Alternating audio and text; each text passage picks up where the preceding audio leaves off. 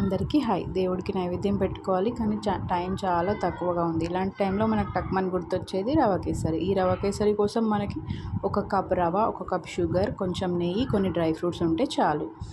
నెయ్యి ప్యాన్ పైన వేసి కాస్త కరిగాక డ్రై ఫ్రూట్స్ వేయించుకొని పక్కన పెట్టుకోవాలి. అందులోనే రవ వేసి గోల్డెన్ బ్రౌన్ వచ్చేంత వరకు వేయించుకోవాలి. రవ వేగుతుండగానే పక్కన ఇంకో బౌల్లో 3 కప్పుల వాటర్ తీసుకొని మరిగిస్తూ ఉండాలి.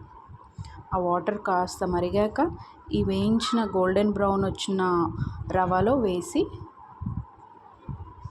మరిగించాలి. దానికంటే ముందు 1 బౌల్ షుగర్ వేసి కాస్త కలపాలి. రవ గోల్డెన్ బ్రౌన్లోకి వేగిన తర్వాత వాటర్ వేసి కలుపుకోవాలి.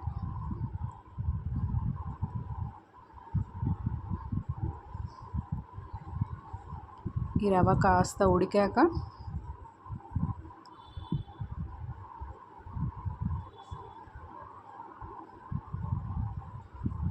కొంచెం ఫుడ్ కలర్, ఈ ఫుడ్ కలర్ అనేది optional. In case artificial food colour నచ్చలేని వాళ్ళు వేసుకోకుంటే సరిపోతుంది.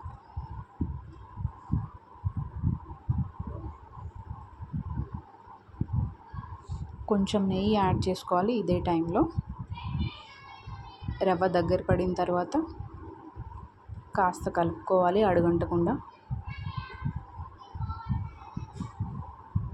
ఇందులోనే డ్రై ఫ్రూట్స్ వేసుకొని కలిపితే సరే మన రవ కేసరి రెడీ. ఎందుకో తెలియదు కానీ దీన్ని మాత్రం మేము సిరాపురి అంటాం. మరి మీరేమంటారు? కామెంట్ బాక్స్లో మాకు టైప్ చేసి పంపించండి. Bye bye. Delicious and sweet rava kesari ready.